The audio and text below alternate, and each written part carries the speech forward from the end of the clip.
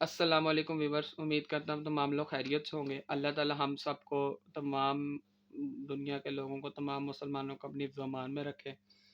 मैंने आप लोगों को पिछली 2 वीडियोज़ में इंग्लिश की प्रेजेंटेशन के मुतालिक बताया था। जो सबसे पहले वीडियो अपलोड की थी उसमें मैंने आप लोगों को ये वाली प्रेजेंटेशन बताई थी, ठीक है। उसके बाद मैंने आप लोगों को इसी प्रेजेंटेशन के जो अलग-अलग अल्फ़ाबेट्स हैं मैंने उनकी भी वीडियो अपलोड कर दी ताकि आप लोगों को आसानी हो। फिर मैंने आप लोगों को बताया कि प्रेजेंटेशन के बहुत से तरीके होते हैं, कर्सिव, इटैलिक्स, बोल्ड। जो हमारे यहाँ आमतौर पर बच्चे राइटिंग लिखते हैं वो बोल्ड लिखते हैं या कर्सिव लिखते हैं, ठीक है। जो मैं हेडिंग दे रहा हूँ मैं बोल्ड में दे रहा हूँ इस टाइम, ठीक है, क्योंकि कर्सिव मुझे भी इतनी कोई खास आती नहीं, मैं बोल्ड में दे रहा हूँ। बोल्ड में मैंने आप लोगों को बताया कि हेडिंग्स देने के 3 तरीके हैं। एक तरीका तो ये है कि आप हर हेडिंग का फर्स्ट लेटर कैपिटल कर दें और बाकी तमाम लेटर स्मॉल कर दें, जो ये वाला तरीका है, जो मैं खुद भी अडॉप्ट करता हूँ, जो मुझे ज़ाती तौर पर भी पसंद है। काफ़ी अच्छा तरीका है, एक पेपर को ब्रॉड लुक देता है, एक पेपर को हैवी लुक देता है, उसको अच्छा इंप्रेशन देता है। दूसरा तरीका मैंने आप लोगों को ये वाला बताया था कि जिसके अंदर मैंने आप लोगों को बताया कि आप लोग तमाम लेटर्स को, तमाम वर्ड्स को स्मॉल लिखें, जिससे आपकी राइटिंग में काफ़ी हद तक इजाफा होगा, काफ़ी हद तक बेहतर हो जाएगी, ठीक है।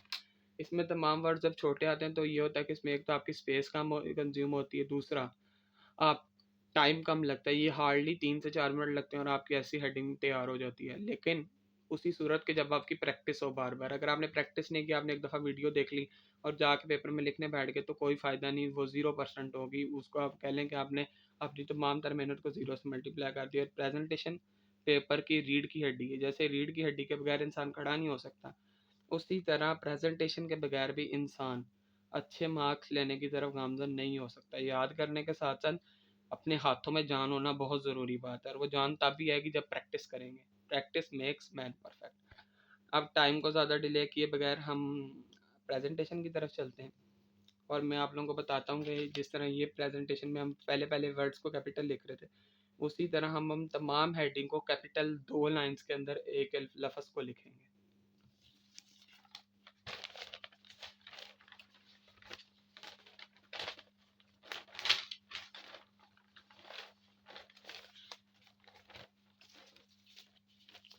ये जी हमारे पास हमारी शीट का पेज आ गया। इसी की बैक साइड पे हमने पहले वाली प्रेजेंटेशन भी की हैं, तो हम स्टार्ट करते हैं। सबसे पहले तो हम अमूमन होता है कि आप लोगों ने ज़ीरो पेपर में बाजू का लाइन लगी भी आती है और बाजू का नहीं भी लगी आती। अगर ना लगी है तो आप अंदाजे से 0.75 सेंटीमीटर की लाइन लगा लें, 0.75 इंचेस की लाइन लगा लें, जो अराउंड अबाउट 2.5 सेंटीमीटर के करीब बनती है, ठीक है। उसको मेजर करने की कोई ज़रूरत नहीं है, अंदाजे से लगा लें, कोई मसला नहीं होगा इसमें। अब ये देखें, क्योंकि हमें पता है कि हमारी हेडिंग हमने तमाम लेटर्स कैपिटल लिखने हैं, तो हम इसको थोड़ा यहीं से स्टार्ट कर लेंगे, ठीक है, क्योंकि इसमें काफ़ी सारी स्पेस कंज्यूम होगी। मैं इसको पेपर को फोल्ड कर लेता हूँ ताकि आप लोगों को देखने में थोड़ी सी आसानी हो।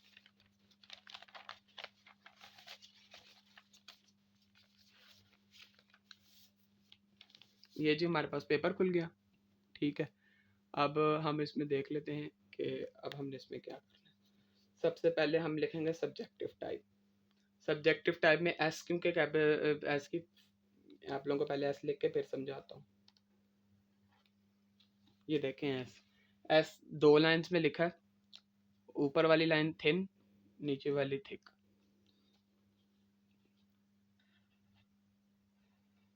यू, एक फर्स्ट लाइन थिक, बाद वाली थिन।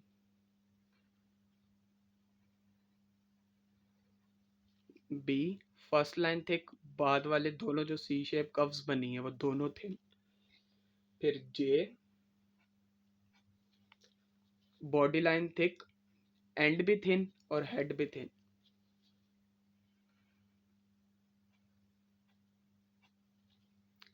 ई, फर्स्ट लाइन थिक और बाद वाले तीनों दंदे thin.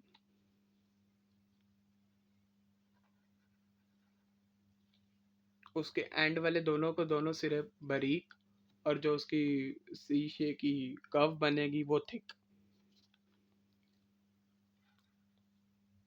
T, body line thick और हेड थिन।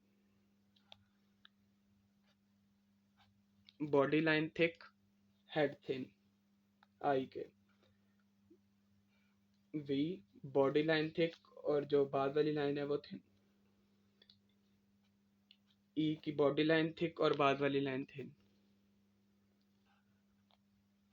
टीम टाइप में भी पहले हेड थिन और बॉडी लाइन थिक।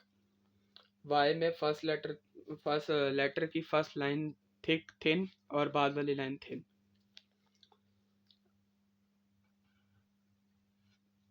पी की भी बॉडी लाइन थिक और बाद वाली लाइन थिन। ई की बॉडी लाइन थिक और बाद वाली लाइन थिक। ये हमारे पास सब्जेक्टिव टाइप आ गया। अब हम बगैर लाइन छोड़े सेक्शन लिखेंगे। बिल्कुल उसी तरह जैसे पहले एस की फर्स्ट लाइन थिक थी और बाद वाली लाइन थिन थी, इसी तरह अब भी एस की पहली वाली लाइन थिक है और बाद वाली लाइन थिन है। अब हम ई लिखा, ई की भी फर्स्ट लाइन थिक आई और बाद वाली जो उसके तीनों धंधे थे वो थिन आए। सेक्शन में भी सी आया, फिर जो सी की जो वो कर्व बन रही थी वो थिक और दोनों एंड्स उसके थिन। टी की बॉडी लाइन थिक और बाद वाली लाइन थिन।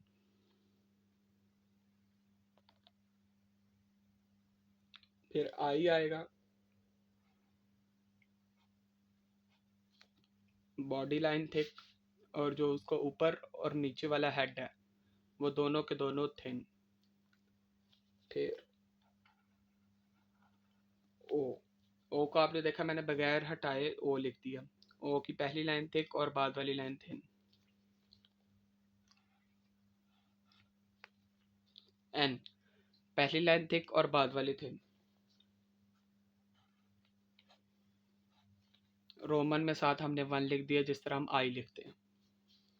इसी तरह अब हमने क्वेश्चन नंबर 2 लिखना था, पूरा क्वेश्चन लिखने की ज़रूरत नहीं है। क्यू में पहली लाइन थिक और जो उसकी बाद वाली कर्व है जो उसका सेकंड हाफ है वो थिन और जो क्यू की डंडा आएगा वो भी थिन। फिर क्वेश्चन नंबर 2 लिखने के लिए अल्फ़ाबेट्स, क्योंकि हम ऐसे पकड़ के लिखते हैं अल्फ़ाबेट्स की दफ़ा हम मार्कर को ऐसे पकड़ लेते हैं जब हमने अल्फ़ाबेट्स लिखने हो, ठीक है। अब क्योंकि हमने वो लिखनी है काउंटिंग, तो मार्कर को हम खड़ा भी करके काउंटिंग लिख सकते हैं ताकि काउंटिंग ज़्यादा प्यारी है। ये आ गया क्वेश्चन नंबर 2। अब आएगा जी शॉर्ट आंसर्स। शॉर्ट आंसर्स का एस बिल्कुल उसी तरह जैसे हम पहले लिखते हैं। एच पहली लाइन थिक और बाद वाली दोनों लाइंस थिन। पहली लाइन थिक ओ की और बाद वाली लाइन थिक। आर की भी पहली लाइन थिक और बाद वाली जो इसकी लाइन आएगी वो थिन आएगी। फिर हम इसी तरह टी लिखते हैं। टी की भी जो ऊपर वाली लाइन आएगी वो थिन आएगी और बाद वाली लाइन इसकी थिक आएगी। अब आंसर्स पे आ जाते हैं हम।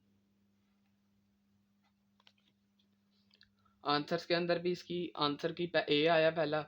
ए क्योंकि पहले कहीं पे भी लिखा है इसलिए मैं आपको ए का बता देता हूँ ज़रा। एक भी पहली लाइन थिक आएगी और जो बाद वाली इसको दोनों लाइंस हैं वो थिन आएगी, ठीक है। अब हम आगे लिखते हैं एन। एन की पहली लाइन थिक और बाद वाली दोनों लाइंस थिन। एस बिल्कुल उसी तरह जैसे पहले हमने 3-4 बार लिखा है। डब्ल्यू डब्ल्यू की पहली लाइन थिक और बाद वाली तमाम तर लाइंस थिन।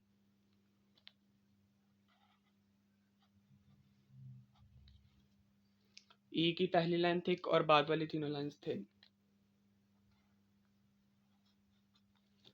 आर की पहली लाइन थिक और बाद वाली दोनों तीनों लाइंस थिन। ये हमारी हेडिंग होगी जिसमें हम तमाम तर अल्फ़ाबेट्स को कैपिटल लिखते हैं। ये भी अच्छी है, इससे भी पेपर को ब्रॉड लुक मिलती है, लेकिन इसमें थोड़ा सा टाइम ज़्यादा लगता है और स्पेस भी ज़्यादा कंज्यूम होती है, ठीक है। इसमें भी आपने देखा होगा कि मैंने हर अल्फ़ाबेट और उसकी लाइन के दरमियान में थोड़ा सा फासला छोड़ा है। मैंने इसलिए छोड़ा ताकि अंडरलाइनिंग करने में आसानी हो और अंडरलाइनिंग अच्छी तरीके से हो जाए और जो उसके नीचे वाली हेडिंग है वो कटे नहीं, वो बगैर कटे हेडिंग ऑटोमेटिकली इतनी खूबसूरत लगे कि जिससे पेपर की शान निकले। क्योंकि हम हेडिंग देते ही सिर्फ इसलिए हैं कि पेपर ज़्यादा से ज़्यादा अच्छा लगे, पेपर की टोर निकल जाए, इसको हम ज़बान में हम कहते हैं। अब हम इसकी अंडरलाइनिंग करते हैं। अंडरलाइनिंग के लिए बेहतर होता है कि आप ना प्लास्टिक का स्केल इस्तेमाल करें जिसके ऊपर नंबरिंग वगैरह सीधी हों और जिसकी सरफेस बहुत स्मूथ हो। अगर आप स्टील का या वुड का स्केल इस्तेमाल करते हैं तो उसमें आपको प्रॉब्लम्स होती हैं, वो टेढ़ा भी हो जाता है स्टील का स्केल, और उसमें आपको ऊपर वाले अल्फाज नज़र नहीं आते, जिसकी वजह से बाज़ औक़ात वो अल्फाज कट जाते हैं, ये लाइन वाले अल्फाज से बहुत दूर रह जाती है। अब हम अंडरलाइन लगाने लगे हैं। ये आपको पता है कि ये मार्कर की हम थिक साइड से मोटे वाली लाइन लगाते हैं, ये मार्कर की मोटे वाली लाइन आ गई। अब जो हमारी हेडिंग की मेन लाइन थी, जिसके ऊपर हमारी हेडिंग थी, उस पर हमने ज़रा ऊपर रख के थिन लाइन लगा दी। इसी तरह सेक्शन आया,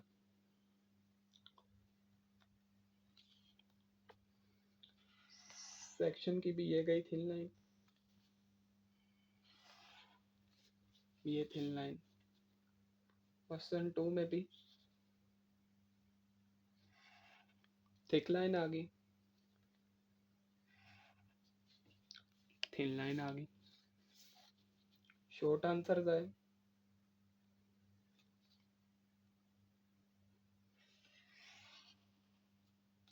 पहली लाइन थिक, बाद वाली लाइन थिक।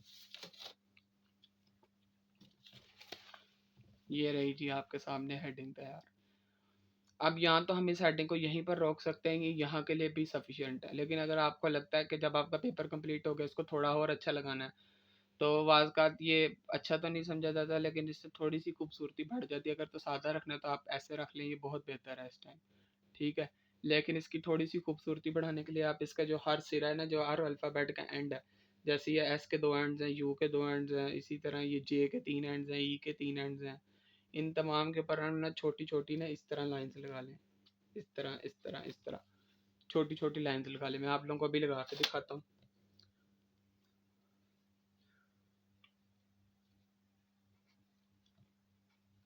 ये एस के दोनों साइड्स पे लाइन लग गई,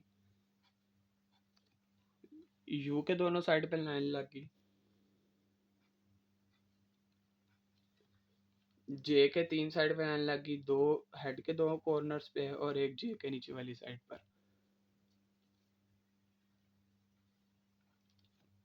ई पे तीनों लाइंस लग गई, सी के दोनों एंड्स पे 2 लाइंस लग गई, टी के 2 एंड्स पे 2 लाइन लग गई, आई के 4 एंड्स हैं, चारों एंड्स पे 4 लाइंस लग गई,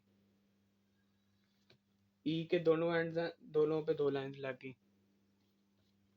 ई के 3 एंड्स हैं, तीनों पे 3 लाइंस लग गई। फिर 2 टी के, वाई के 3 एंड है, वाई पे 3 लाइंस लग गई, पी का एक एंड है, इसको ऐसे लाइन थोड़ा सा हल्का लगा दिया, और ई के फिर तीनों एंड्स पे 3 लाइंस लग गई। एस पे एंड पे फिर 2, ई के तीनों एंड्स पे 3 लाइंस। लेकिन याद रखिएगा ये काम क्योंकि टाइम कंज्यूमिंग है, तो आप ये काम सिर्फ उसी वक्त करें जब आपके पेपर में आपके पास सफिशिएंट टाइम हो, ये ना हो ये काम करते करते आपका पेपर रह जाए, जो असल चीज़ लिखनी है वो रह जाए। फिर टीवी, ये मैं उस वक्त के लिए बता रहा हूँ कि जब आप लोग रीचेकिंग वगैरह ईच एंड एवरीथिंग करके फारग हो जाए, तो तब आप ये काम कर सकते हैं, नगीना कारियाँ आप लोग तब बैठ के कर सकते हैं। ये सेक्शन 1 पे भी हमने लाइंस पुट कर दी। क्वेश्चन नंबर 2 में क्यू के हमने इस दोनों एंड्स पे लगा दी, स्लैश के दोनों एंड्स पे लगा दी, और 2 के दोनों एंड्स पे लाइंस लगा दी, एस के लगा दी, एच के चारों एंड्स पे लगा दी, ओ का कोई एंड नहीं, ओ पे नहीं लगाते, आर के दोनों एंड्स पे लगा दी, टी के दोनों एंड्स पे लगा दी, ए के दोनों एंड्स पे लगा दी, एन के दोनों एंड्स पे लगा दी, एस के दोनों एंड्स पे लगा दी, डब्ल्यू के दोनों एंड्स पे लगा दी, ई के तीनों एंड्स पे लगा दी, और फिर दोबारा आर के दोनों एंड्स पर लगा दी। ये नगीनाकारी करने के बाद, ये इस पे थोड़ा सा टाइम लगाने के बाद ये पेपर प्रेजेंटेशन कुछ इस तरह की बन जाएगी। ये आपके सामने। उम्मीद करता हूँ आपको वीडियो पसंद आई। अगर आपको वीडियो पसंद आई है तो अपने बाकी दोस्तों अहबाब के साथ तो शेयर करें, और अगर आप मज़ीद वीडियोस देखना चाहते हैं तो हमें कमेंट बॉक्स में लिखें कि आप लोगों को क्या चीज़ देखना आप लोग चाहते हैं, कि कौन सी वीडियोस नेक्स्ट से नेक्स्ट आएँ।